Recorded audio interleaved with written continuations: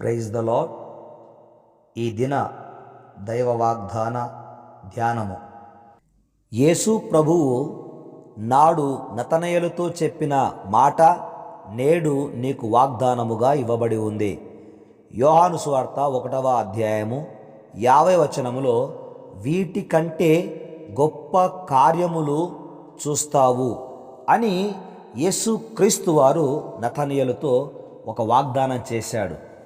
ఫిలిప్పు మాట విని యేసు యొద్దకు వచ్చాడు ఈ నతనయేలు. యేసు అతని హృదయము లోనికి చూచాడు. ఇదిగో ఇతడు నిజముగా ఇశ్రాయేలీయుడు, ఇతని యందు ఏ కపటము లేదని అతని గురించి 2 సాక్ష్యాలు ఇచ్చాడు. ఒకటి నిజముగా ఇశ్రాయేలీయుడు, రెండవది ఇతని యందు ఏ కపటము లేదు. ఇటువంటి అభినందన కొరకు ప్రతి భక్తిగల ఇశ్రాయేలీయుడు ఎదురు చూస్తూ ఉంటాడు. యేసు ప్రభువు ఇతడు నిజముగా ఇశ్రాయేలీయుడని, ఇతని యందు ఏ కపటము లేదు అని చెప్పినప్పుడు నతనయేలు ఆశ్చర్యపోయాడు. యేసు తనను గూర్చి ఎలా తెలుసుకున్నాడు అనే ఆలోచనతో ఉండి, నీవు నన్ను ఎలా ఎరుగుదు అని ప్రశ్నించాడు. యేసు క్రీస్తు నిన్ను నన్ను ఎరిగినవాడు. నీ జీవితములో నా జీవితములో ఏది కొరతగా ఉందో, ఏది కొదవగా ఉందో, ఏ కార్యము చేయాలో యేసు ప్రభువుకు తెలుసు. నతనయేలు నీవు నన్ను ఎలా ఎరుగుదు అని ప్రశ్నించినప్పుడు యేసు ప్రభు చెప్పాడు, నీవు అంజూరపు చెట్టు క్రింద ఉన్నప్పుడే నిన్ను చూచానని యేసయ్య జవాబిచ్చాడు. మనం ఎక్కడ ఉన్నా ప్రభు దృష్టి మనపై ఉంటుంది. యేసయ్య నిన్ను చూస్తూ ఉంటాడు. నీ జీవితంలో నీవు ఏది అడుగుతావోనని ఎదురు చూస్తూ ఉంటాడు. నిన్ను కనిపెడుతూ ఉన్న యేసు ప్రభు నీ జీవితంలో గొప్ప కార్యాలు చేయాలని ఆశపడుతున్నాడు.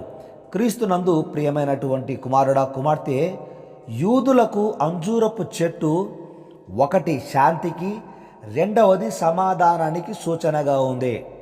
గనుక అంజూరపు చెట్టు దట్టమైన ఆకులు కలిగి ఉండి అది నీడనిస్తూ ఉంది. అంత మాత్రమే కాకుండా దాని క్రింద కూర్చొని యూదులు ఇశ్రాయేలీయులు ధ్యానం చేస్తారు. కనుక ఒకవేళ ఈ యొక్క అంజూరపు చెట్టు కింద నతనయేలు ధ్యానిస్తున్నప్పుడు ప్రభు చూచి ఉండింటే ఖచ్చితంగా అతని జీవితంలో ఈ వాగ్దానము వర్తించి ఉండవచ్చు. వర్తించింది కూడా. ఏమని? ఇదిగో ఇతడు నిజముగా ఇశ్రాయేలీయుడు, ఇతని యందు ఏ కపటము లేదు. అంటే భక్తి కలిగిన వాడు అని నతనయేలు గురించి యేసు ప్రభు చెప్పాడు.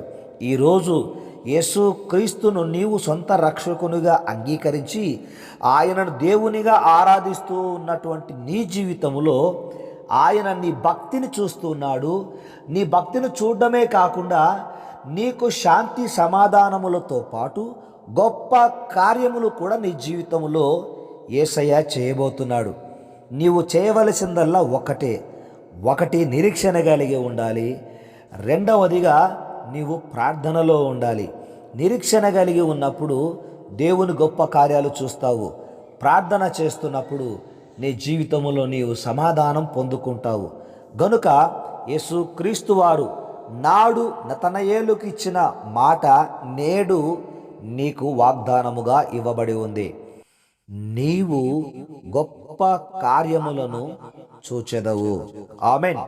ఈరోజు ఈ వాగ్దానము యేసు క్రీస్తు నామములో నీ జీవితములో నెరవేర్చబడునుగాక.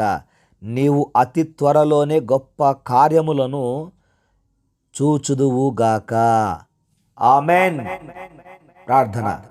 పరిశుద్ధుడువైన నా తండ్రి, యేసు క్రీస్తు నామమున నాయన, మీరు నాడు నతనయేలు గురించి గొప్ప సాక్ష్యము సమాజానికి ఇచ్చారు. మీకు వందనాలు, స్తోత్రాలు చెల్లిస్తున్నాను. యేసు ప్రభు నతనయేలును చూడగానే ఇతని యందు ఏ కపటము లేదు అన్నాడు. ఇతడు నిజముగా ఇశ్రాయేలీయుడు అన్నాడు. అతని భక్తిని యేసు ప్రభు చూశాడు. కనుక తండ్రి, ఈరోజు ఈ వాగ్దానము పొందుతూ ఉన్న మా ప్రియ ఆత్మీయ బిడ్డల జీవితాలలో నాయన, వారి భక్తిని బట్టి, వారి విశ్వాసమును బట్టి, వారి నిరీక్షణను బట్టి, వారి ప్రార్థనా జీవితాన్ని బట్టి వారి జీవితంలో గొప్ప కార్యములు జరుగునుగాక. ఆమెన్. నాయన, ఇతర దేశంలో ఉంటూ ఉన్నటువంటి మా ప్రియ కుమార్తె సైన్యమును బట్టి, ప్రియ కుమారుడు జాషువాను బట్టి మీకు వందనాలు. వారికి నాయన సంతాన భాగ్యమును కలగజేసి మీరు మహిమను పొందమని, సంతోషాన్ని సంపూర్ణం చేయమని ప్రార్థిస్తున్నాను. అలాగనే బన్నా గురించి కూడా ప్రార్థిస్తున్నాను. బన్నా జీవితము కూడా ఆశీర్వాదకరంగా మార్చండి. కిరణ్ సుధా వారి కుమారుడు కుమార్తె కొరకు మరి ప్రార్థిస్తున్నాము తండ్రి. మీకు వందనాలు, స్తుతులు, స్తోత్రాలు. బన్ను కొరకు, క్యూటమ్మ కొరకు ప్రార్థిస్తున్నాను. దీవించండి, ఆశీర్వదించండి. లేని కొరకు, తన భర్త జాషువా కొరకు ప్రార్థిస్తున్నాను. ఆశీర్వదించండి. అంత మాత్రమే కాకుండా జీని వివాహ విషయంలో కూడా ఒక గొప్ప కార్యమును జరిగించమని ప్రార్థిస్తున్నాను. అంతేకాకుండా మా ప్రియులు ఎవరికి ఏది అవసరముగా ఉన్నదో ఎరిగిన దేవుడవు. యేసు నామమున ప్రతి అవసరము తీరును గాక. ఆమేన్.